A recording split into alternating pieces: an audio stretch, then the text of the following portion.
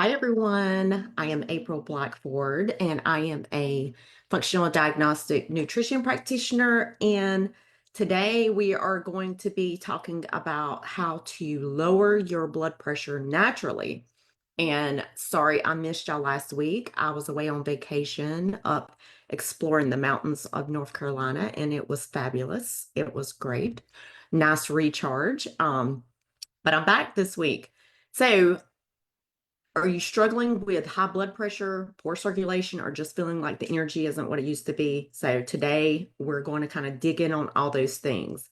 Um, a big question, have you ever felt like your body's plumbing is a little backed up, like things just aren't flowing the way that they should? Or maybe you went for your annual physical and you were kind of floored to hear that you had high blood pressure, like whether it's cold hands, low energy, or feeling like your heart's working overtime.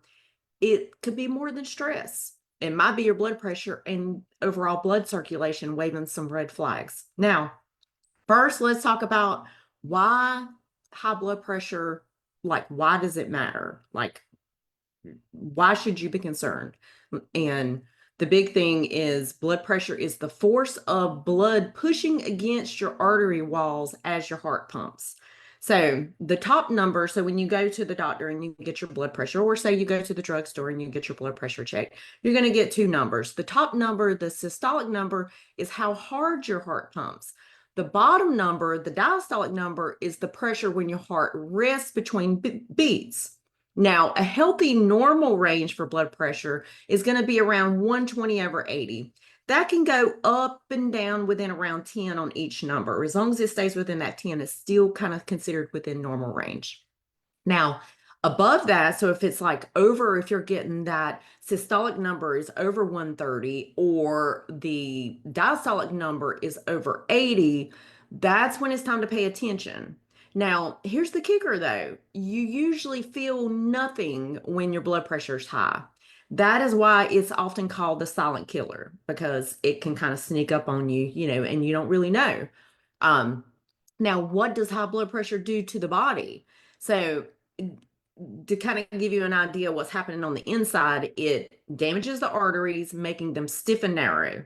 Kind of like, I always like giving analogies just to kind of make people understand better, or give them like images. It's kind of like inflating a balloon over and over and over again until it's worn out.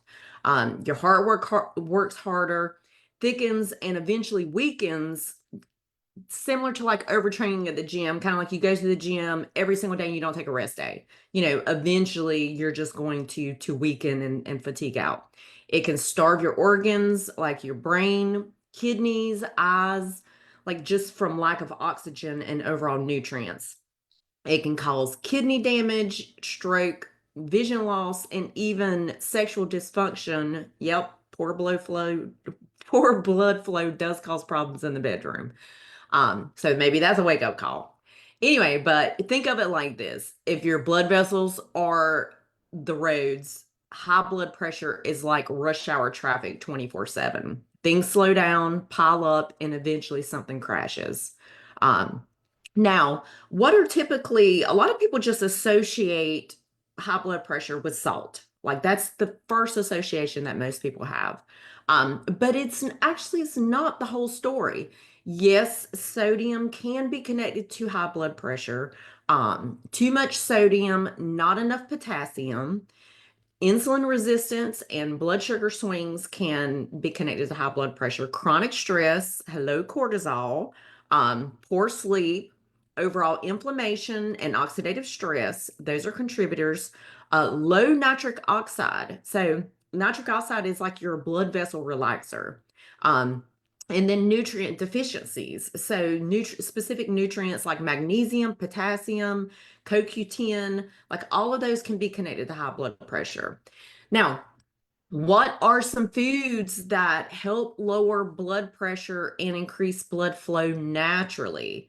I am all about as a practitioner, there's so many things that we can do just from a dietary standpoint to improve gut health, hormone health, just a lot of different disease and just ailments that everybody has. So I always make the suggestion to any of my clients or anybody that I come in contact with and always ask about their diet, because that is like the low hanging fruit. Like that is the area that we should always focus on first. Now, what can you eat to help bring that blood pressure down and get your blood moving?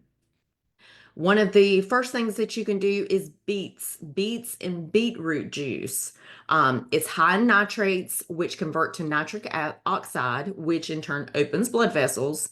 And beets are a natural vasodilator, so it increases blood flow to organs, and just to muscles in general. It relaxes. So, kind of the analogy here is it relaxes the hose so things can flow. So beets are one. The second one would be leafy greens. So things like spinach, arugula, Swiss chard. Um, those are all great choices from a leafy green standpoint. They're nitrate rich, loaded with potassium and magnesium, and these minerals can help flush out sodium and ease overall pressure. And then the third one is garlic. Garlic contains allicin, which improves blood flow and reduces overall pressure. And the bonus here with garlic is it keeps vampires and possibly unwanted suitors away. So that is a bonus in regards to garlic. And then you have fatty fish. I'll probably talk about this one on any anti-inflammatory, any reduce inflammation, any balance your hormones, any heal your gut, like any video that I've done where I talk about using food as medicine, fatty fish, specifically wild salmon, sardines, mackerel are all great sources. They're rich in omega-3s, which in turn reduce inflammation and help thin the blood slightly. You want to think of this as like lubricating your internal pipes. They're just a great source of reducing overall inflammation. Then you have berries. So different berries, specifically, especially blueberries. Blueberries are really good. They're high in antioxidants that protect blood vessels and they can reduce oxidative stress. Now, the bonus is that they're tasty little blood pressure helpers. Who doesn't like blueberries? Blueberries are great.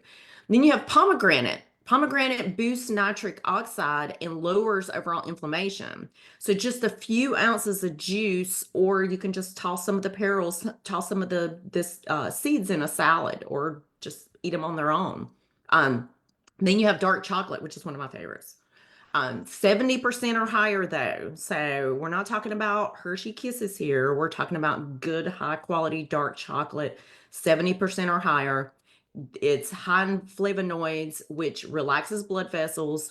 Just don't eat the whole bar and call it medicine. So 1 to 2 squares a day is perfect. Um, and then you want to look at your potassium rich foods. So, potassium rich foods like bananas, sweet potatoes, avocado, white potatoes.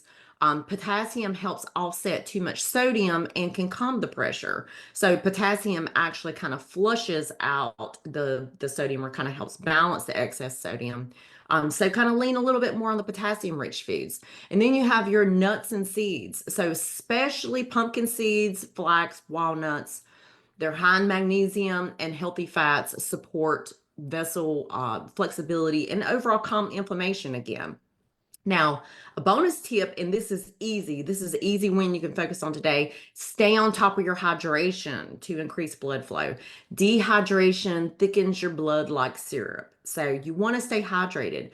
Make it a point to sip water throughout the day. So, and you can add something like if you're someone who just gets bored drinking plain water, add some lemon, cucumber, or just a pinch of sea salt will help with overall better absorption. So drink your water. And if you need to make your water more sexier to drink, get you a fancy little cup. Some people need that or fancy cup makes them, excited to drink more water.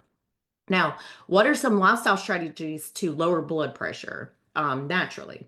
First one is the obvious move more. Walking, strength training, dancing, yoga. It all gets blood flowing and reduces pressure. So kind of again, you think of it like shaking out a kink garden hose. You got a garden hose that's got a kink in it, and you want to shake it out. So move more. Breathe deeper. Deep breathing helps calm your nervous system and lowers cortisol, which also lowers blood pressure. You can try box breathing. Very simple, easy. There's different methods, but one of the probably the easiest is the inhale for 4 seconds, hold for 4 seconds, exhale for 4 seconds, and then hold for 4 seconds, and then repeat. So the box breathing. So 4, 4, 4, 4, and then repeat. Sleep matters. Obviously, I think sleep is kind of on the hydration. It's like one of the low-hanging fruits that's such an easy I mean, it's not easy for everybody, but it's such a simple thing that's kind of taken for granted at times. But sleep is one of the biggest things that can just lower overall stress on the body. So one of the first things that I usually ask a client is, what does your sleep look like? Or do you get an adequate amount of water? Like those are like two things that can have such a big, such a positive impact in a lot of different areas in the body. So sleep, poor sleep equals high stress hormones, which in turn can equate to high blood pressure. So get your bedtime routine dialed in. No screens, calming tea, take some magnesium, like just have a little routine and just embrace the sleep. And cut back on salt bombs, aka processed foods, too much caffeine, excess alcohol, and stress that you don't discharge. So, stress that you're not managing properly, so don't leave that stress just kind of hanging around. Another thing that you can do is get into dry brushing for lymphatic movement. So, dry brushing helps stimulate circulation and reduce fluid stagnation. So, it's like a gentle wake up call for the body. And, just make sure that you look up the methods of dry brushing. You always want to brush towards the heart in the same fluid motion. You're just not just like brushing up and down. You want to kind of do like nice flow strokes for dry brushing. So that's another easy one that you could add in and incorporate. So if your blood pressure is stubborn and you want to dig a little bit deeper, let's say you've tried all these methods for a period of time for 6 months and you're still not seeing any improvement.